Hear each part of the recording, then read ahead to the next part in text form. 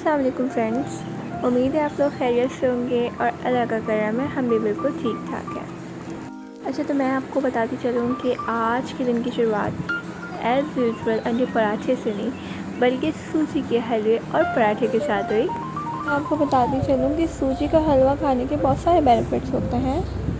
सूजी के हलवे में रेड ब्लड सेल्स बनाने की सलाहियत होती है। सूजी जो होती है वो शुगर वालों के लिए बहुत ज़्यादा मुफीद होती है और जिसको शुगर होती है वो सूजी का इस्तेमाल रखे तो उसकी शुगर जो है वो कंट्रोल में रहती है।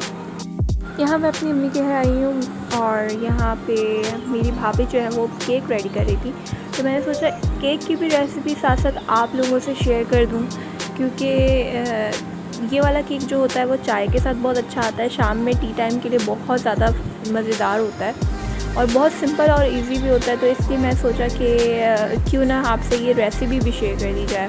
सबसे पहले हमने 2 एग्स के अंदर आधा कप चीनी ली है और 1 कप कुकिंग ऑयल का शामिल कर लिया और उसको अच्छे से फेंटा। अच्छे से हमने उसको ब्लेंड करना है सबसे पहले और उसको जो है वो अलग रखना है, ठीक है। अब अलग हमने उसको अच्छे से फेंट लिया है, मिक्स कर लिया। साथ में हमने वनीला एसेंस शामिल किया था 4 से 5 ड्रॉप्स। हमने अलग बर्तन में 2 कप मैदे लिया और 2 टीस्पून साथ में बेकिंग पाउडर लिया और उसको अच्छे से मिक्स करने के बाद जो है हमने इस वाले मिक्सचर में उसको शामिल कर दिया।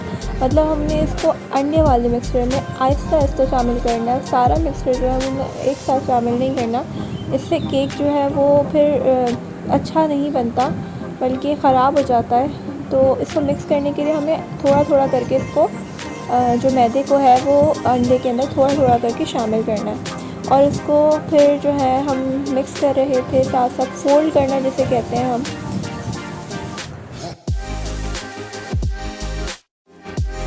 पे हमने ड्राई फ्रूट्स ऐड किए जो कि ऑप्शनल है, अगर आप चाहें तो डाल दें।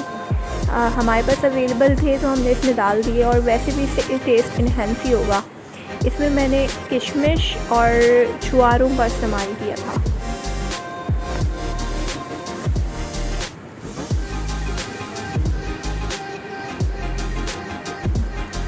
इसका कलर बहुत ही ज़्यादा शानदार लग रहा था कि देखने के बाद जो है वो दिल चाहता जल्दी से ये बेक हो जाए। और हमने यहाँ पे इसको ओवन में बेक नहीं किया, हमारे पास एक अलग तरीका होता है घर में सुघड़ तरीका जो होता है जिसको देसी तरीका कहते हैं कि ओवन में अगर आप ना बेक करना चाहो तो आप पतीले में कैसे उसको बेक कर सकते हो। तो हमने जो है एक पतीला लिया, एक पैन लिया जिसके अंदर वो सारा मिक्सचर हमने शामिल कर दिया और इसको एक बड़े से पतीले के अंदर जो है वो रख दिया स्टैंड लगा के। अब यहाँ जो है हमने इसको 15 मिनट के लिए छोड़ दिया था और हल्की आंच करी ताकि केक जो है वो बेक अच्छे से हो जाए लेकिन जले नहीं। अब ये साथ ही साथ सौंफ भून रही है जिसका केक से कोई ताल्लुक़ नहीं है, लेकिन क्योंकि सौंफ जो है वो खाने में क्रंची क्रंची अच्छी आती है इसलिए इसको भून के ही रखते हैं हम लोग। यहाँ पे जब 15 मिनट और 20 मिनट के बाद हमने जब केक को चेक किया तो बिल्कुल केक रेडी था और देखिए केक कितना ज़्यादा शानदार है। ये सिंपल केक जो होता है वो टी टाइम के लिए सबसे अच्छा ऑप्शन होता है। यहाँ पे मेरे अब्बू जो है वो पीस कर रहे थे सबके लिए और भाई जो है वो हमारे नमक खाए ले आए थे जो टी टाइम का मज़ा और दोबाला हो गया था जिसकी वजह से। अब यहाँ मेरी अम्मी जो है वो तहरी बना रही थी, तो मैंने सोचा कि क्यों ना हम तहरी की रेसिपी भी आपसे शेयर कर लें।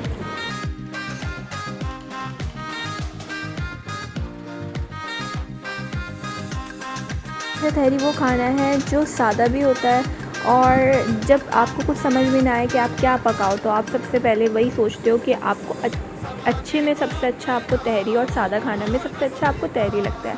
खैर ये मेरा अपना पसंदीदा खाना है तो ये सबके लिए मुझे नहीं पता, लेकिन मुझे ये बहुत पसंद है और इस दिन तहरी बनी भी बहुत ज़्यादा लजीज थी। आप इसी तरीके से अगर आप ट्राई करना चाहें तो ये रेसिपी फ़ॉलो कर लीजिएगा, क्योंकि मैंने रेसिपी नोट कर ली थी। यहाँ पे 3 टीस्पून्स हल्दी के शामिल हुए और इसके बाद हमने हल्का सा पानी डाला क्योंकि यहाँ पे प्याज जो है वो थोड़ी सी ब्राउन हो रही थी, तो इस वजह से हमने यहाँ पे पानी शामिल कर लिया था। और फिर साथ ही साथ हमने 3 टीस्पून्स हल्दी के साथ साथ 3 टीस्पून्स लाल मिर्चें भी शामिल की थी। अब यहाँ पे हाफ़ पाव हमने दही ऐड किया है और इसको अच्छे से चला लिया। इसको भुनाई करने के बाद जो है हमने यहाँ पे टमाटर शामिल किया 5 से 6 अदद और बीच से काट लिया। आपको पता है मैं बीच से काट के क्यों डालती हूँ, इसलिए डालती हूँ क्योंकि इसके बाद स्किन रिमूव करना बहुत इजी हो जाता है और एक अच्छी टिप है टमाटरों को मैश करने की भी और स्किन सारी हटा देने की। अभी हम यहाँ पे पानी डालने के बाद जो है थोड़ा सा पानी डालने के बाद जिसमें टमाटर अच्छे से गल जाए उसको बंद करके ढक के हल्की आंच में पकने के लिए छोड़ देंगे और तकरीबन 20 मिनट लगेंगे टमाटर गलने में, या उससे भी पहले हमारा टमाटर वो पक जाता है, गल जाता है। तो इसकी स्किन यहाँ पे हम रिमूव कर रहे थे और देख लें कितनी ईज़िली यहाँ पे इसकी स्किन रिमूव हो रही है। अच्छा, बैकग्राउंड में अगर आपको कोई ड्रामे की आवाज़ आए या गाने की आवाज़ आए तो समझ जाइए कि कौन वो ड्रामा देख रहा होगा। हाँ जी, मेरी मम्मा, क्योंकि मेरी अम्मी जो है वो इस टाइम जो है उनका 8 बजे वाला सीरियल देखती हैं जो उनको देखे मेरा दिन नहीं गुजरता। चाहे उनको पता भी नहीं है कि यहाँ पे उनकी बात हो रही है, लेकिन खैर हम रेसिपी की तरफ चलते हैं। तो यहाँ पे जो है हमने देखा कि टमाटर जो है वो इसकी स्किन रिमूव हो चुकी थी, तो हमने इसकी स्किन रिमूव करने के बाद इसको अच्छे से मिक्स करके मैश कर लिया, बल्कि बिल्कुल अच्छे से इनको मसल देना है कि बिल्कुल मसाले के साथ मिक्स हो जाए।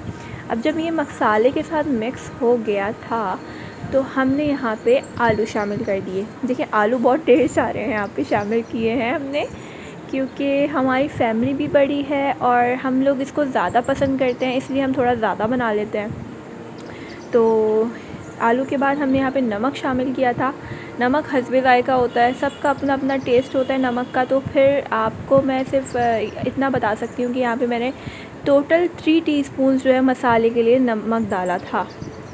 और यहाँ पे हमने जो है चावल लिए थे जो कि पौनिया लिया था। हमने यहाँ पे रोज़ डेली रूटीन वाला चावल इस्तेमाल किया है, क्योंकि तहरी बनाते हैं तो हम लोग अक्सर जो है वो कभी बासमती यूज़ कर लेते हैं तो कभी पौनिया, लेकिन टेस्ट तो दोनों का सेम होता है। बस ये है कि वो बासमती जो है वो दिखने में थोड़ा बड़ा राइस होता है और पौनिया जो होता है वो थोड़ा छोटा होता है, लेकिन टेस्ट इक्वली दोनों का बहुत अच्छा होता है।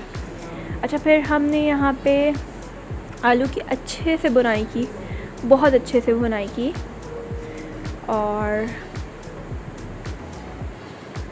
जब आलू की अच्छे से भुनाई हो गई तो हमने इसके अंदर इतना पानी डाला जिसमें आलू गल जाए। थोड़ा सा पानी शामिल करके हमने उसको 15 मिनट के लिए छोड़ दिया था और आलू जो था वो 15 मिनट बाद बहुत अच्छे से गल गया था। देखें यहाँ पे मैंने चेक करा था कि आलू जो है वो गल गया है। अब यहाँ पे हम शामिल करेंगे पानी जो हम चावलों के हिसाब से डालेंगे और साथ ही साथ हरी मिर्चें। अब मेरी मम्मा जो है वो यहाँ पे नमक डाल रही हैं। नमक जो है वो चावलों के हिसाब से डाला था।